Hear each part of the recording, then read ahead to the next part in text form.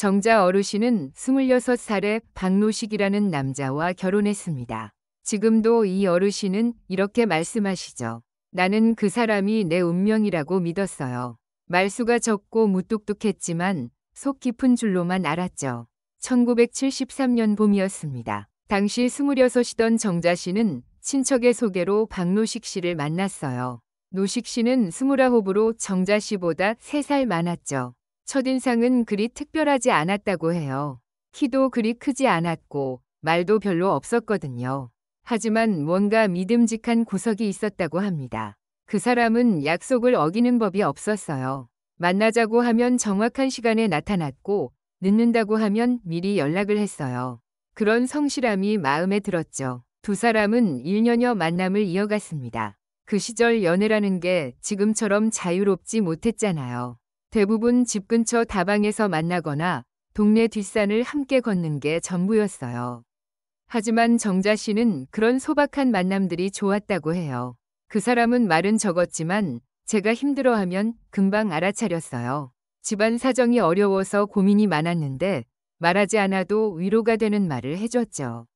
그때는 정말 이 사람과 함께라면 어떤 어려움도 이겨낼 수 있겠다고 생각했어요. 1974년 가을 두 사람은 결혼했습니다. 요란스럽지 않은 소박한 결혼식이었어요. 양가 친척들만 모인 조촐한 자리였죠. 신혼집은 이천 근처의 작은 농촌 마을이었습니다. 방 2개짜리 낡은 집이었지만 정자 씨에게는 천국 같았다고 해요. 신혼 때가 가장 행복했어요. 가난했지만 둘이 함께라서 무서울 게 없었죠. 그 사람은 새벽 5시면 일어나서 밭일을 하고 오후에는 도시로 나가서 건설 현장에서 일했어요. 정말 부지런했죠. 결혼 2년 차에 첫째 아들 상우가 태어났습니다. 그리고 3년 후에는 둘째 아들 태수까지. 아이들이 생기면서 살림은 더 어려워졌지만 가족이라는 울타리가 생긴 만큼 정자 씨는 더 행복했다고 해요. 아이들 아버지는 정말 자상했어요. 밤늦게 일해서 돌아와도 아이들이 보채면 업어주고 재워주고 그랬어요.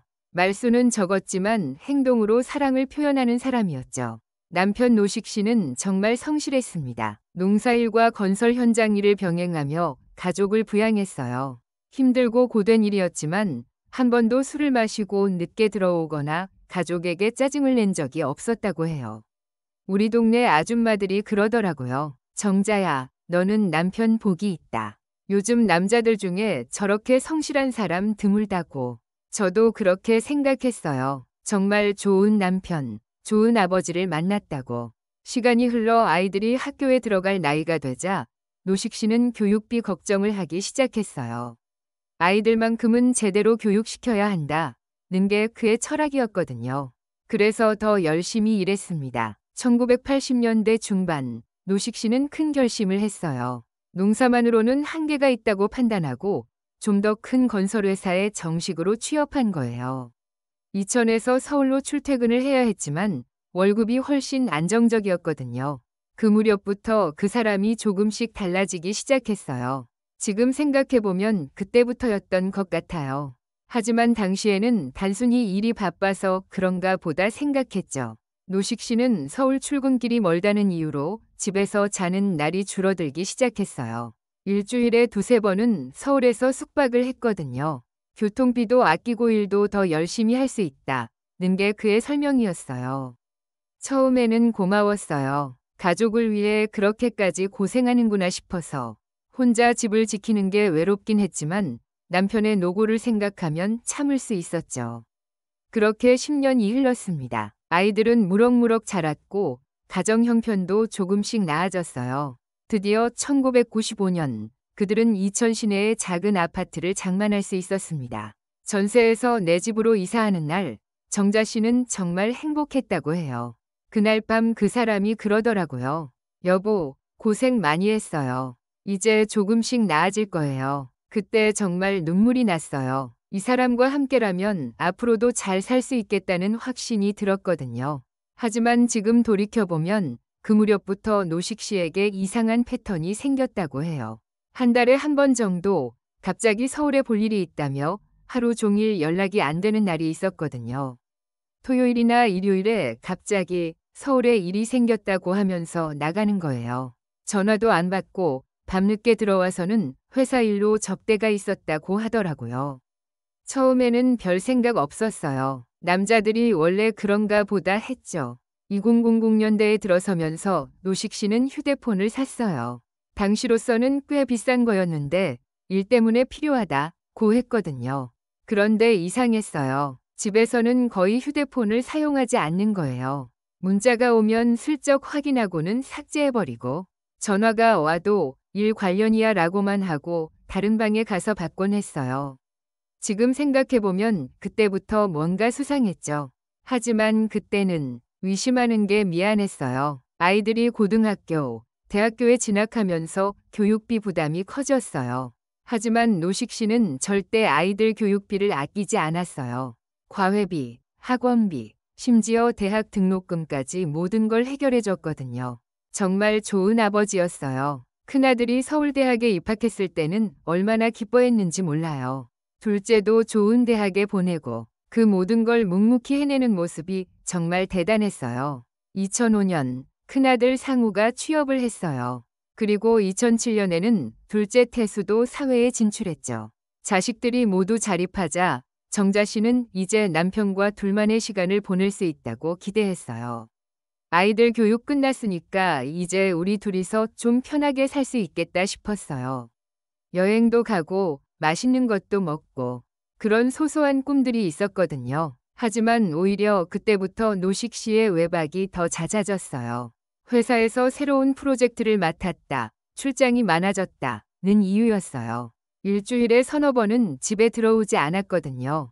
외로웠죠. 결혼한 지 30년이 넘었는데 신혼부부도 아니고 왜 이렇게 집에 안 들어오나 싶었어요. 하지만 그래도 가족을 위해 열심히 일하는 거라고 생각했어요.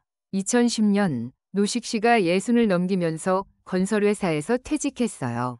이제 좀 여유롭게 살 수 있겠다고 정자 씨는 기대했죠. 하지만 예상과 달리 노식 씨는 시골에서 농사를 다시 시작하겠다고 했어요. 갑자기 농사가 좋겠다고 하더라고요. 퇴직금으로 시골에 땅을 사서 농사를 짓겠다는 거예요. 나이 들어서 농사는 힘들지 않겠냐고 했는데 몸을 움직여야 건강하다고 하더라고요. 그래서 이천 외곽의 농지를 임대해서 농사를 시작했어요. 주로 배추, 무, 고추 같은 채소들이었어요. 퇴직 후에도 부지런한 모습은 여전했거든요. 하지만 이상한 점이 있었어요. 농사철이 아닌데도 자주 밭에 나가는 거예요. 그리고 예전처럼 서울에 볼 일이 있다며 하루 종일 연락이 안 되는 날들이 계속됐거든요. 이제 은퇴했는데 서울에 무슨 일이 그렇게 많은지 이상했어요. 한 달에 두세 번은 꼭 서울에 간다고 하더라고요. 옛날 직장 동료들 만난다, 병원에 간다, 뭐 이런 이유들이었어요. 그렇게 2020년까지 정자 씨는 남편을 믿고 살아왔어요. 가끔 의심스러운 순간들이 있었지만 50년 가까이 함께 산 사람을 어떻게 의심할 수 있었겠어요. 지금 생각해보면 참 바보 같았어요. 너무 많은 신호들이 있었는데 전부 다 넘어갔죠. 믿고 싶었나 봐요. 그 사람이 그런 사람이 아니라고. 2021년 봄까지도 노식 씨는 여전히 부지런했어요. 매일 새벽에 일어나서 밭에 나가고 저녁에 돌아와서는 뉴스를 보다가 일찍 잠자리에 들곤 했죠. 평범하고 규칙적인 생활이었어요. 하지만 그해 5월 어느 날 모든 게 무너져 내렸습니다.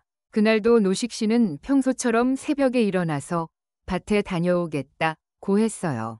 정자 씨는 점심은 집에서 드세요 라고 했고 노식 씨는 그럴게요 라고 대답했어요. 그게 그들의 마지막 대화였습니다. 오후 2시가 넘어도 남편이 돌아오지 않았어요. 평소 같으면 점심때쯤 들어왔을 텐데 말이죠. 정자 씨는 휴대폰으로 전화를 걸어봤지만 받지 않았어요. 처음에는 별로 걱정 안 했어요.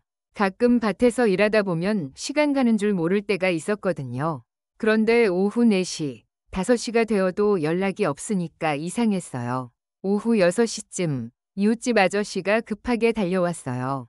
정자야, 큰일 났다. 박 씨가 논두렁에 쓰러져 있다고 하네. 그 순간 정자 씨의 머릿속이 하얘졌어요. 급히 현장으로 달려가니까 남편이 논두렁에 쓰러진 채 의식을 잃고 있었어요. 이미 119가 와서 응급조치를 하고 있었죠. 얼굴이 새파랗게 질려있는 모습을 보는 순간 정자 씨는 무릎이 꺾여버렸다고 해요. 그때까지도 괜찮을 거라고 생각했어요. 그 사람이 워낙 건강했으니까 병원에서 치료받으면 금방 나을 거라고 믿었죠. 하지만 병원에서 들은 소식은 충격적이었어요. 뇌출혈이었거든요. 그것도 꽤 심한 상태였어요. 의사는 위험한 상황이라고 했어요. 중환자실에 누워있는 남편을 보면서 정자 씨는 처음으로 혼자가 될 수도 있다는 생각을 했다고 해요. 50년 가까이 함께한 사람이 갑자기 사라질 수도 있다는 현실이 믿어지지 않았거든요. 일주일 동안 기적을 기다렸어요. 의식을 회복하기를, 눈을 뜨기를, 말 한마디라도 하기를 간절히 바랐죠. 하지만 남편은 끝내 깨어나지 못했어요. 2021년 5월 15일 오후 3시 27분. 박노식 씨는 아무 말도 남기지 않은 채 세상을 떠났습니다. 향년 77세였어요. 장례식장에서도 실감이 안 났어요. 50년을 함께 산 사람이 정말 죽었다는 게 아직도 집에 들어와서 여보하고 부르면 대답할 것 같았어요. 장례는 3일장으로 치렀어요. 생전에 노식 씨가 성실하게 살았던 덕분에 많은 사람들이 조문을 와줬어요. 동네 이웃들, 회사 동료들, 농사 친구들까지. 모든 사람들이 좋은 사람이었다, 성실한 사람이었다 고 말했어요. 그때는 정말 자랑스러웠어요. 이렇게 많은 사람들이 우리 남편을 기억해 주는구나 싶어서 잘 살았다, 의미 있는 인생이었다고 생각했죠. 장례를 마치고 집으로 돌아왔을 때 정자 씨는 앞으로 어떻게 살아야 할지 막막했어요. 50년 동안 남편과 함께였는데 이제 혼자라는 게 믿어지지 않았거든요. 첫 번째 밤이 가장 힘들었어요. 혼자 잠자리에 누워있으니까 너무 공허하더라고요. 그래도 그 사람이 열심히 살았으니까 나도 잘 살아야겠다고 생각했어요. 하지만 그 평온함은 3일도 지속되지 못했습니다. 장례를 마친 지 사흘째 되던 날, 정자 씨에게 한 통의 전화가 걸려왔어요. 그 전화 한 통이 그녀의 50년 인생을 완전히 뒤바꿔 놓을 줄은 꿈에도 몰랐죠. 여보세요, 김정자 여사님이시죠? 변호사 김민수라고 합니다. 고인이 되신 박노식 씨 유언장 관련해서 뵙고 싶습니다. 유언장? 정자 씨는 깜짝 놀랐어요. 남편이 유언장을 작성했다는 얘기는 들어본 적이 없었거든요. 그런데 변호사가 직접 연락을 해올 정도면 뭔가 중요한 내용이 있다는 뜻이잖아요. 남편이 유언장을 썼다니까 처음에는 좀 고마웠어요. 나를 위해 뭔가 준비를 해놨구나 싶었거든요. 보험금이나 재산 정리 같은 걸 미리 해놨나 보다 생각했죠. 다음 날 오후 변호사가 직접 집으로 찾아왔어요. 40대 정도로 보이는 단정한 인상의 남자였어요. 그는 두꺼운 서류 봉투를 들고 있었어요. 고인께서 5년 전에 작성하신 유언장입니다. 공증을 받은 정식 유언장이고 고인의 친필 서명도 있습니다. 변호사는 봉투에서 여러 장의 서류를 꺼냈어요. 유언장 본문, 재산 목록, 그리고 몇 가지 증빙 서류들이었어요. 정자 씨는 떨리는 마음으로 유언장을 받아들었어요. 하지만 첫 문장을 읽는 순간 온몸에 전율이 흘렀어요. 본인 박노식은 정신이 온전한 상태에서 다음과 같이 유언합니다. 본인 사망 후 보유하고 있는 모든 예금, 부동산, 보험금을 박지현에게 상속합니다. 박지현? 누구지? 우리 아이들은 박상우, 박태수 둘뿐인데?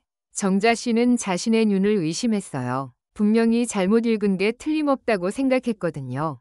죄송한데요. 이 박지현이라는 사람이 누구인가요? 우리 아이들 이름이 아닌데요? 변호사는 잠시 망설이더니 조심스럽게 말했어요. 박지현은 고인의 딸입니다. 법적으로는 혼인관계에 있지 않았지만 22년 전부터 동거하신 여성분과의 사이에서 태어난 자녀입니다.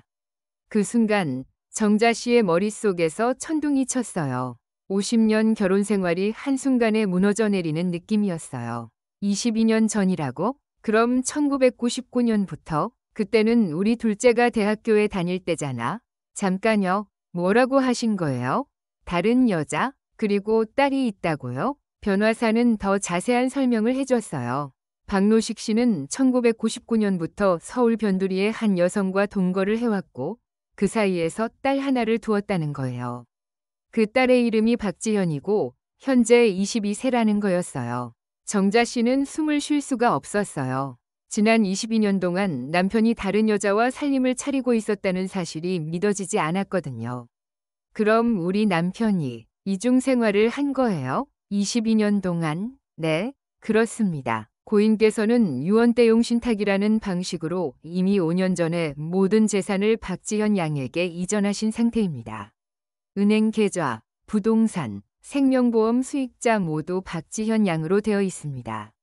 세상이 무너지는 것 같았어요. 50년 동안 믿고 살아온 남편이 사실은 22년 동안 바람을 피우고 있었고, 심지어 모든 재산을 그 여자의 딸에게 물려줬다는 거잖아요. 그럼 나는 뭐가 돼요? 50년을 함께 산 아내는 아무것도 못 받는 거예요? 변호사는 미안한 표정으로 고개를 끄덕였어요. 법적으로는 유언대용 신탁이 우선합니다. 다만 배우자로서 유류분 청구권은 있으시니까 소송을 통해서 일부는 되찾으실 수 있을지도 모릅니다. 정자 씨는 그 자리에서 정신을 잃을 뻔했어요. 50년 결혼 생활이 한순간에 거짓말이 되어버린 거예요.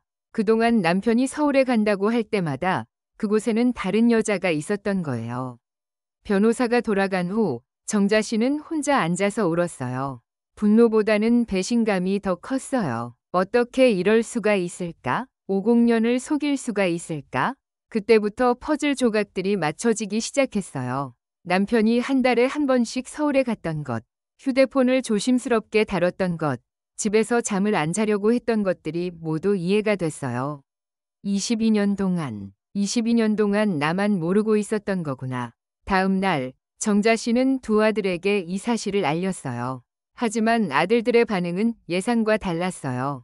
큰아들 상우는 놀라기는 했지만 어머니, 이미 일어난 일이잖아요. 법적으로 어쩔 수 없는 거라면 그냥 받아들이는 게 낫지 않을까요? 라고 했어요. 둘째 태수는 더 충격적인 말을 했어요. 엄마, 아버지가 왜 그런 선택을 하셨을까요? 혹시 엄마가 아버지한테 좀 더 따뜻하게 해드렸더라면 이런 일이 없었을 수도 있잖아요. 그 말을 듣는 순간 정자 씨는 세상에서 가장 외로운 사람이 된 기분이었어요. 남편한테 배신당한 것도 서러운데 자식들마저 자신을 탓하는 거예요. 내가 뭘 잘못했다고 그러는 거야? 50년 동안 그 사람만 바라보고 살았는데, 하지만 아들들은 더 이상 이 문제에 개입하고 싶어 하지 않았어요. 엄마 혼자 결정하세요. 라는 식이었거든요. 정자 씨는 혼자서 박지현이라는 사람에 대해 알아보기 시작했어요. 주민등록 등본을 떼어보고 주민센터에 가서 가족관계를 확인해봤어요. 놀랍게도 남편의 가족관계 등록부에는 박지현의 이름이 없었어요. 법적으로는 인지를 하지 않은 상태였던 거죠. 하지만 유언장과 신탁 서류는 모두 법적으로 유효했어요. 참 교묘하더라고요. 법적으로는 딸로 인정하지 않으면서 재산은 모두 그 아이한테 넘겨준 거예요. 정말 치밀하게 계획을 세운 거죠. 정자 씨는 박지현이 살고 있다는 서울의 주소를 찾아냈어요. 서울 구로구의 한 다세대 주택이었어요. 그곳으로 직접 찾아가 볼 용기는 없었지만 동네 사람들에게 물어보기는 했어요. 20년 넘게 그 집에 젊은 여자가 혼자 살고 있대요. 가끔 나이 든 남자가 와서 며칠씩 머물다 간다고 하더라고요. 그게 우리 남편이었던 거죠. 더 충격적인 사실도 알게 됐어요. 그 집 전세금 2억 원도 남편이 마련해 준 거였어요. 2015년에 전세 계약을 할 때 박노식 명의로 돈이 나갔던 거거든요. 우리가 허리띠 졸라매며 아껴 모은 돈으로 다른 여자 집 전세금을 낸 거예요. 그때 왜 갑자기 예금이 줄었는지 궁금했는데 이런 이유였던 거죠. 정자 씨는 그 여자가 누구인지도 알아봤어요. 이름은 최순희, 나이는 현재 51살이었어요. 남편보다 26살 어린 여자였어요. 1999년 당시에는 29이었죠. 그 나이면 우리 큰아들보다 3살 많을 뿐이에요. 그런 젊은 여자와 참말이 안 나오더라고요. 최순희는 서울의 한 공장에서 일하는 평범한 여성이었어요. 어떻게 남편과 만났는지는 알 수 없었지만 22년 동안 관계를 유지해왔던 거예요. 박지현은 1999년생으로 현재 22세였어요. 대학교 3학년에 재학 중이었고 학비 역시 남편이 대주고 있었던 것 같아요. 우리 아이들 대학 등록금 내려고 그렇게 고생했는데 다른 여자의 딸 등록금도 함께 내고 있었던 거예요. 이중으로 교육비를 부담하면서도 우리한테는 한마디도 안 했던 거죠. 정자 씨는 남편의 통장 내역을 자세히 살펴봤어요. 매월 정기적으로 최순희 명의의 계좌로 50만 원씩 송금되고 있었어요. 생활비 명목이었던 것 같아요. 월급이 들어오면 우리 집 생활비 주고 그 여자한테도 돈을 보내고 두 집 살림을 22년 동안 해온 거예요. 어떻게 그럴 수가 있어요? 더 화가 났던 건 남편이 최순희한테는 꽤 후하게 해줬다는 거예요. 생일이나 명절 때마다 별도로 돈을 보냈고 가끔은 여행 비용도 지원해줬던 것 같아요. 우리는 그렇게 검소하게 살았는데 그 여자한테는 용돈도 따로 주고 여행비도 줬다니. 정말 억울했어요. 2주 정도 혼자서 조사를 한 후 정자 씨는 큰 결심을 했어요. 직접 박지현을 만나보기로 한 거예요. 궁금했거든요. 내 남편의 다른 딸이 어떻게 생겼고 어떤 아이인지. 무서웠지만 만나봐야겠다고 생각했어요. 내 남편이 22년 동안 사랑했다는 사람들이 어떤 사람들인지 궁금했거든요. 2021년 6월 어느 토요일 오후 정자 씨는 서울 구로구의 그 다세대 주택을 찾아갔어요. 마음이 떨렸지만 이건 꼭 해야 할 일이라고 생각했어요. 초인종을 누르니까 젊은 여자 목소리가 들렸어요. 누구세요? 박지현 씨 계시나요? 할 말이 있어서 왔습니다. 잠시 후 문이 열렸어요. 키가 크고 단정한 인상의 젊은 여성이 나왔어요. 어쩐지 남편과 닮은 구석이 있어 보였어요. 누구시길래요? 나는 박노식 씨의 아내 김정자입니다. 그 말을 듣는 순간 박지현의 얼굴이 굳어졌어요. 하지만 놀라거나 당황하는 기색은 없었어요. 마치 언젠가는 이런 일이 있을 줄 알고 있었다는 듯한 표정이었어요. 아, 그러시군요. 들어오세요. 집안은 깔끔하게 정리되어 있었어요. 그리 크지 않은 투룸이었지만 나름대로 아늑한 느낌이었어요.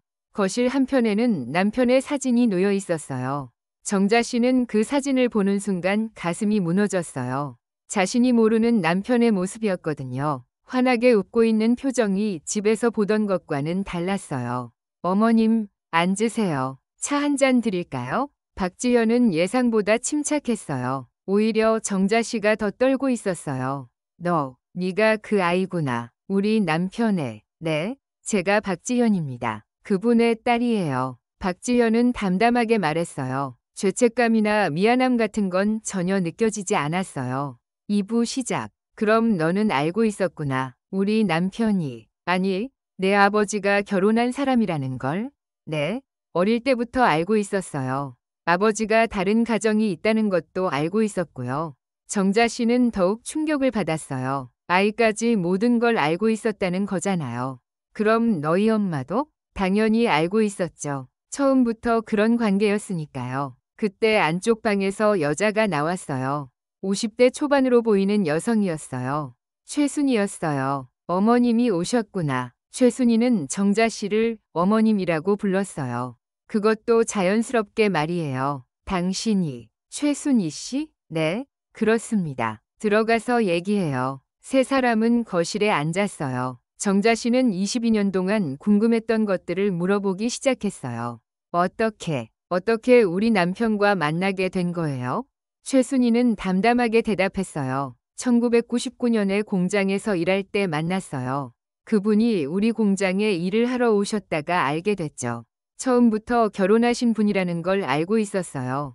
그럼서도 왜? 사랑이었어요. 어쩔 수 없는 감정이었죠. 그 말을 듣는 순간 정자 씨의 가슴에 칼이 꽂히는 것 같았어요. 사랑이라고? 남의 남편을 빼앗고서 사랑이라고? 그럼 22년 동안 우리 남편이 여기서 살았던 거예요? 일주일에 2~3번 정도 오셨어요. 주말에는 거의 여기 계셨고요. 정자 씨는 이해할 수가 없었어요. 남편이 집에 없는 날들이 여기서 보낸 시간들이었던 거예요. 그럼 지현이는? 네, 제 딸이에요. 그분의 딸이기도 하고요. 박지현이 입을 열었어요. 어머님, 아버지는 저희를 정말 사랑하셨어요. 매번 오실 때마다 저한테 용돈도 주시고 공부도 도와주시고 그랬어요. 정자 씨는 눈물이 날 것 같았어요. 자신이 모르는 아버지의 모습을 듣고 있으니까 말이에요. 그럼 너는 우리 집 아이들이 있다는 것도 알고 있었니? 네, 알고 있었어요. 오빠들이 2명 계시다는 것도 알고 있고 어머님이 계시다는 것도 알고 있어요. 그럼서도 우리 아버지 재산을 다 가져가는 거야? 박지현의 표정이 조금 굳어졌어요. 그건 아버지가 결정하신 일이에요. 저희가 요구한 게 아니라요. 하지만 받아들인 거잖아. 50년 아내를 제쳐두고 말이야. 최순희가 끼어들었어요. 어머님, 그분도 어머님한테는 미안해하셨어요. 유언을 쓸 때도 많이 고민하시더라고요.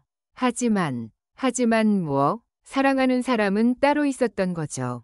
그 말에 정자 씨는 숨이 막힐 것 같았어요. 50년 결혼 생활이 한순간에 부정당하는 기분이었어요. 그럼 우리 남편이 22년 동안 당신을 더 사랑했다는 거예요? 죄송하지만 그런 것 같아요. 정자 씨는 더 이상 그 집에 있을 수 없었어요.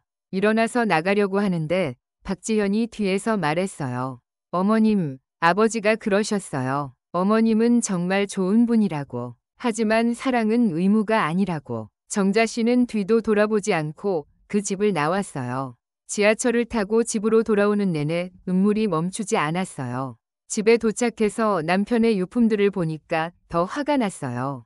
50년 동안 함께 모은 것들, 함께 찍은 사진들이 모두 거짓 같아 보였어요. 내가 이렇게 바보였나? 그날 밤 정자 씨는 남편의 옷들을 모두 쓰레기 봉투에 넣었어요. 사진들도 찢어버렸어요. 50년의 추억을 하나씩 지워나갔어요. 하지만 가장 힘든 건 따로 있었어요. 자신이 살고 있는 집까지도 이미 박지현 앞으로 소유권이 넘어간 상태였거든요. 다음 날 정자 씨는 법무사를 찾아갔어요. 유류분 반환 청구 소송을 준비하기 위해서였어요. 어르신, 솔직히 말씀드리면 쉽지 않을 것 같습니다. 유언대용 신탁은 상당히 강력한 법적 효력을 가지고 있거든요. 그럼 나는 아무것도 못 받는 거예요? 50년을 함께 산 아내가? 유류분은 청구할 수 있습니다. 전체 재산의 4분의 1 정도는 받으실 수 있을 거예요. 하지만 소송이 길어질 수 있고 비용도 만만치 않습니다. 정자 씨는 그래도 소송을 하기로 결심했어요. 돈의 문제가 아니라 자존심의 문제였거든요. 내 인생의 존엄을 되찾고 싶어요. 이대로 당하고만 있을 수는 없어요. 2021년 7월 정자 씨는 박지현을 상대로 유류분 반환 청구 소송을 제기했어요. 동시에 최순희를 상대로는 부당이득 반환 청구 소송도 냈어요. 소송이 시작되자 아들들이 연락을 해왔어요. 하지만 예상했던 지지는 받을 수 없었어요. 큰아들 상우는 엄마, 이미 죽은 사람 일로 왜 이렇게까지 하세요? 그냥 조용히 지내시면 안 되나요? 라고 했어요. 둘째 태수는 더 심했어요. 엄마가 아버지를 제대로 잡아두지 못한 것도 잘못이잖아요. 이제 와서 소송까지 하면서 창피하게 하지 마세요. 정자 씨는 자식들한테마저 버림받은 기분이었어요. 내가 뭘 잘못했다고 이런 소리를 듣어야 해? 그런데 더 충격적인 소식이 기다리고 있었어요. 큰아들 상우가 이미 박지현과 만남을 가졌다는 거였어요. 엄마, 박지현 씨도 아버지 딸인데 왜 그렇게 적대시하세요? 이제 와서 싸워서 뭐해요? 가족끼리 화해하고 지내는 게 낫지 않을까요? 정자 씨는 더 이상 큰아들과 대화할 수 없었어요. 남편도 큰아들도 모두 잃은 기분이었어요. 소송은 1년 가까이 계속됐어요. 법정에서 만난 박지현과 최순희는 여전히 당당했어요. 자신들이 잘못한 게 없다는 태도였어요. 변호사는 여러 증거들을 제시했어요. 남편이 22년 동안 이중 생활을 했다는 증거, 최순희에게 정기적으로 송금한 증거, 박지현의 학비를 뗀 증거들이었어요. 하지만 상대방 변호사는 이는 모두 고인의 자유의지에 의한 것이라고 주장했어요. 법정에서 가장 힘들었던 순간은 최순희가 증언대에 섰을 때였어요.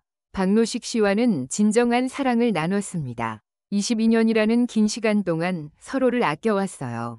그분이 가정이 있다는 것을 알면서도 사랑할 수밖에 없었어요. 정자 씨는 그 말을 들으며 눈물을 흘렸어요. 50년 부인보다 22년 애인을 선택한 남편이 원망스러웠어요. 2022년 4월 드디어 1심 판결이 나왔어요. 법원은 정자 씨의 손을 들어줬어요. 전체 재산의 4분의 1에 해당하는 유류분을 인정한 거였어요. 재산 총액 8억 원 중 2억 원을 원고에게 반환하라. 완전한 승리는 아니었지만 그래도 자신의 존재를 인정받은 기분이었어요. 하지만 박지현 측에서 항소를 했어요.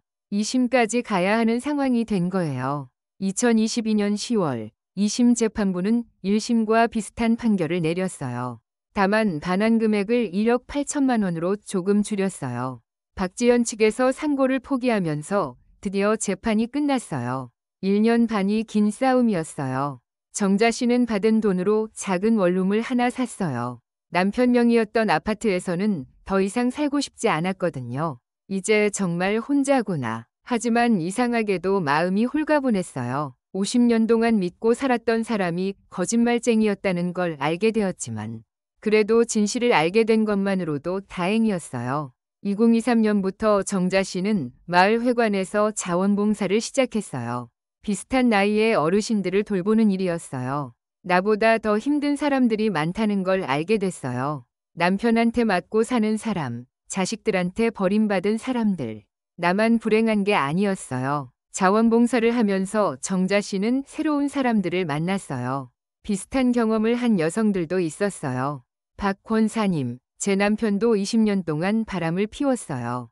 하지만 저는 참고 살았거든요. 권사님처럼 용기를 내지 못했어요. 아니에요. 참고 사는 것도 용기예요. 싸우는 것도 용기고요. 우리는 각자 다른 방식으로 살아가는 거예요.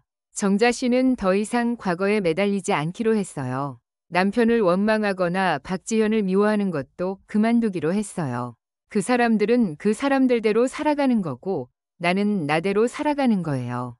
남은 시간을 후회나 원망으로 보내고 싶지 않아요. 2024년 봄, 정자 씨는 우연히 박지현을 마트에서 만났어요. 2년 만에 재회였어요. 박지현은 예전보다 더 성숙해 보였어요. 정자 씨를 보자 먼저 인사를 했어요. 어머님, 안녕하세요. 응, 안녕. 어머님, 그때는 죄송했어요. 어머님 마음을 너무 아프게 해드린 것 같아서. 정자 씨는 놀랐어요. 처음으로 박지현이 미안하다는 표현을 한 거였어요. 이제 상관없어. 다 지난 일이야. 어머님은 어떻게 지내세요? 나름 잘 살고 있어. 너도 열심히 살아라. 그게 두 사람의 마지막 대화였어요. 정자 씨는 이제 76이 됐어요. 건강도 예전 같지 않고 체력도 떨어졌어요. 하지만 마음만큼은 평온해요. 50년 결혼 생활이 거짓말이었다는 게 슬프긴 해요. 하지만 그래도 나는 성실하게 살았어요. 그것만으로도 충분해요. 가끔 옛날 생각이 날 때가 있어요. 젊었을 때 남편과 함께 했던 좋은 추억들 말이에요. 그때만큼은 진짜였을 거라고 생각해요. 그 사람도 처음에는 나를 사랑했을 거예요. 하지만 어느 순간부터 마음이 변한 거겠죠. 그것도 사람 마음이니까. 둘째 아들 태수는 가끔 연락을 해요. 큰아들 상우는 여전히 연락이 뜸해요. 하지만 정자 씨는 아들들을 원망하지 않아요. 자식들도 자기 삶이 있는 거예요. 엄마 일에 끌려다닐 필요는 없죠. 요즘 정자 씨는 독서 모임에도 참여하고 요가도 배우고 있어요. 70대에 시작한 새로운 취미들이에요. 이제 나를 위해서 살아요. 누구 눈치 보지 않고 내가 하고 싶은 일들을 하면서 말이에요. 가끔 동네 아줌마들이 물어봐요. 권사님, 재혼 생각은 없으세요? 재혼이요? 이 나이에 무슨 재혼이에요? 이제 혼자 사는 게 편해요. 정자 씨는 정말로 혼자 사는 게 편하다고 해요. 50년 동안 누군가를 위해 살았으니까 이제는 자신을 위해 살고 싶다고 해요. 아침에 일어나서 오늘 뭘 할까 생각하는 게 즐거워요. 아무도 간섭하지 않고 아무한테도 눈치 보지 않고. 올해 들어서는 여행도 다니기 시작했어요. 혼자서 당일치기 여행을 가는 거예요. 경주도 가보고 부산도 가보고 제주도도 다녀왔어요. 혼자 여행하는 게 이렇게 자유로운 줄 몰랐어요. 내가 가고 싶은 곳에 가고 내가 먹고 싶은 걸 먹고 정말 좋더라고요. 하지만 가끔은 외로울 때도 있어요. 특히 밤에 혼자 TV를 볼 때나 아플 때 돌봐줄 사람이 없을 때는 쓸쓸하기도 해요. 그래도 거짓말 속에서 사는 것보다는 혼자 사는 게 나아요. 적어도 내 자신에게는 솔직하게 살 수 있으니까. 정자 씨는 요즘 일기를 쓰고 있어요. 매일매일의 소소한 일상들을 기록하는 거예요. 내 인생을 내가 기록하고 싶어요. 누군가의 그림자가 아니라 김정자라는 한 사람의 이야기로 말이에요. 그리고 가끔은 같은 경험을 한 여성들에게 조언을 해주기도 해요. 참고 사는 것도 선택이고 싸우는 것도 선택이에요. 어떤 선택을 하든 후회하지 마세요. 자신의 선택에 책임지고 살아가는 게 중요해요. 정자 씨는 지금 자신의 삶에 만족한다고 해요. 50년의 거짓말이 밝혀졌지만 그래도 진실을 알게 된 것만으로도 다행이라고 생각해요. 그 사람, 내 인생에서 죽은 지는 일주일이었지만 내 마음에선 그보다 훨씬 전에 죽었더라. 그걸 몰랐던 내가 참 안타까웠어요. 지금 정자 씨는 마을 회관에서 다른 어르신들과 함께 웃으며 지내고 있어요. 과거의 아픔은 접어두고 현재의 행복에 집중하면서 말이에요. 인생이 참 기네요. 이렇게 많은 일들이 있을 줄 몰랐어요. 하지만 그래도 살아볼 만해요. 아직 할 일이 많이 남아있거든요. 어떤 사람들은 정자 씨를 불쌍하게 생각하기도 해요.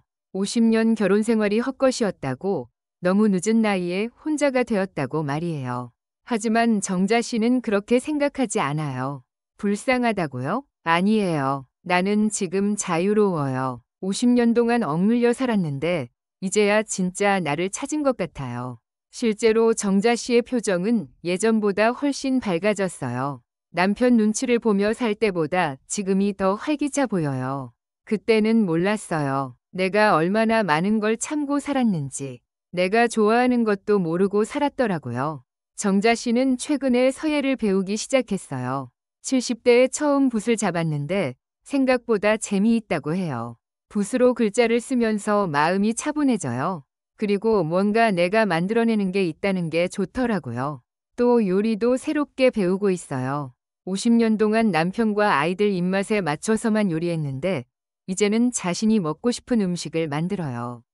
어제는 파스타를 만들어 먹었어요. 우리 남편은 양식을 싫어해서 한 번도 집에서 만들어 본 적이 없었거든요. 그런데 해보니까 맛있더라고요. 정자 씨의 냉장고는 예전과 많이 달라졌어요. 김치와 된장찌개 재료만 가득했던 예전과 달리 이제는 치즈, 올리브, 와인 같은 것들도 있어요. 이런 걸 사 먹으면 사치라고 생각했는데 이제는 내 돈으로 내가 사 먹는 거니까 상관없죠. 동네 사람들 중에는 정자 씨의 변화를 신기하게 보는 사람들도 있어요. 예전에는 항상 조용하고 내성적이었는데 지금은 먼저 인사도 하고 농담도 하거든요. 예전에는 남편이 뭐라고 할까봐 조심스러웠어요. 너무 밝게 굴면 경박하다고 할까봐, 웃으면 철없다고 할까봐. 이제는 그런 걱정 없이 살아요. 정자 씨는 며칠 전에는 처음으로 혼자 영화관에 가봤어요. 로맨스 영화였는데 50년 만에 처음 본 로맨스 영화였다고 해요. 우리 남편은 로맨스 영화를 시시하다고 했거든요. 그래서 한 번도 같이 본 적이 없었어요. 그런데 혼자 보니까 재미있더라고요. 요즘 정자 씨의 하루 일과는 이래요. 아침 7시에 일어나서 가벼운 체조를 하고 8시에 아침을 먹어요. 9시부터 11시까지는 마을 회관에서 자원봉사를 해요. 점심은 혼자 간단하게 먹고 오후에는 서예 연습을 하거나 독서를 해요. 저녁에는 TV를 보거나 일기를 써요. 평범하지만 만족스러운 하루예요. 규칙적이지만 답답하지 않아요. 내가 원하는 대로 하는 거니까요. 주말에는 가끔 서울에 사는 옛 친구들을 만나기도 해요. 다들 비슷한 나이라 공감할 수 있는 얘기들이 많아요. 친구들 중에도 남편 때문에 고생한 사람들이 많아요. 어떤 친구는 남편이 도박을 해서 집까지 날렸대요. 어떤 친구는 남편이 술만 마시면 폭력을 휘둘렀다고 하고요. 그런 얘기들을 듣다 보면 자신의 상황이 그렇게 나쁘지만은 않았다는 생각도 들어요. 적어도 우리 남편은 폭력을 쓰지도 않았고 도박을 하지도 않았어요. 바람을 피웠을 뿐이죠. 뭐? 그것도 나쁜 일이지만요. 정자 씨는 요즘 박지현이나 최순희에 대해서는 별로 생각하지 않는다고 해요. 처음에는 분노와 원망이 컸지만 시간이 지나면서 그런 감정들이 많이 사라졌거든요. 그 사람들도 그 사람들 나름대로 살아가는 거겠죠. 나는 나대로 살아가고요. 서로 상관없는 일이에요. 가끔 우연히 그들 소식을 듣기도 해요. 박지현이 대학을 졸업했다는 얘기, 취업을 했다는 얘기 같은 거 말이에요. 잘 살고 있다니까 다행이에요. 원망은 하지만 그래도 그 아이가 잘못한 건 아니니까요. 정자 씨는 최근에 새로운 계획을 세웠어요. 남은 인생 10년 정도를 어떻게 보낼지에 대한 계획이에요. 건강하게 80까지는 살고 싶어요. 그러려면 운동도 꾸준히 하고 좋은 음식도 먹어야죠. 그래서 요즘에는 매일 30분씩 동네 한 바퀴를 돌아요. 처음에는 힘들었는데 이제는 습관이 되었어요.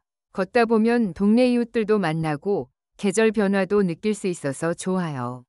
특히 봄에는 꽃 구경하는 재미가 쏠쏠해요. 또 한 가지 새로운 취미는 사진 찍기예요. 스마트폰으로 찍는 간단한 사진이지만 나름대로 재미있다고 해요. 예쁜 꽃이나 하늘, 음식 같은 걸 찍어서 친구들한테 보내주면 좋아해요. 그런 소소한 즐거움이 있어요. 정자 씨는 앞으로 여행을 더 많이 다니고 싶다고 해요. 아직 가보지 못한 곳들이 많거든요. 강원도 산골마을도 가보고 싶고 남해 바닷가도 가보고 싶어요. 혼자 여행하는 게 처음에는 무서웠는데 해보니까 괜찮더라고요. 그리고 무엇보다 건강관리에 신경 쓰고 있어요. 정기검진도 빠지지 않고 받고 건강한 식습관을 유지하려고 노력해요. 아프면 누가 돌봐줄 거냐고 걱정하는 사람들이 있는데 그럴 때는 그럴 때 생각해요. 지금은 건강하게 사는 게 목표예요. 정자 씨의 작은 원룸은 이제 완전히 그녀만의 공간이 되었어요. 좋아하는 식물들도 키우고 좋아하는 음악도 틀어놓고 살아요. 처음에는 너무 조용해서 무서웠는데 이제는 이 고요함이 좋아요. 내 마음의 소리를 들을 수 있거든요. 벽에는 자신이 찍은 사진들과 서예 작품들을 걸어놨어요. 작지만 아늑한 공간이에요. 남의 눈치 볼 필요 없이 내 마음대로 꾸밀 수 있어서 좋아요. 이게 진짜 내 집이구나 싶어요. 가끔 옛날 아파트가 그리울 때도 있어요. 넓었고 추억도 많았거든요. 하지만 그곳에서는 더 이상 편하게 살 수 없을 것 같아요. 그 집에 있으면 자꾸 옛날 생각이 날 것 같아요. 거짓말 같았던 추억들 말이에요. 이제는 새로운 추억을 만들고 싶어요. 정자 씨는 앞으로 죽을 때까지 혼자 살 생각이에요. 재혼은 물론이고 자식들과 함께 살 생각도 없어요. 혼자 사는 게 이렇게 자유로운 줄 몰랐어요. 누구한테 간섭받지 않고 누구 눈치 보지 않고 이제 다른 사람과 함께 사는 건 상상할 수 없어요. 동네 아줌마들 중에는 나이 들면 외로워진다 고 걱정해주는 사람들도 있어요. 하지만 정자 씨는 외롭지 않다고 해요. 외롭다는 건 마음이 비어있을 때 느끼는 거잖아요. 나는 마음이 가득 차 있어요. 하고 싶은 일들, 만나고 싶은 사람들로 말이에요. 정자 씨는 요즘 다른 어르신들에게 자신의 경험을 나누기도 해요. 비슷한 상황에 있는 여성들에게 용기를 주고 싶어서예요. 참고 사는 것도 용기고 싸우는 것도 용기라고 말해줘요. 중요한 건 자신의 선택에 책임지고 사는 거라고요. 어떤 할머니는 나도 권사님처럼 용기를 냈으면 좋았을 텐데 라고 아쉬워하기도 해요. 늦었다고 생각할 때가 가장 빠른 때라고 하잖아요.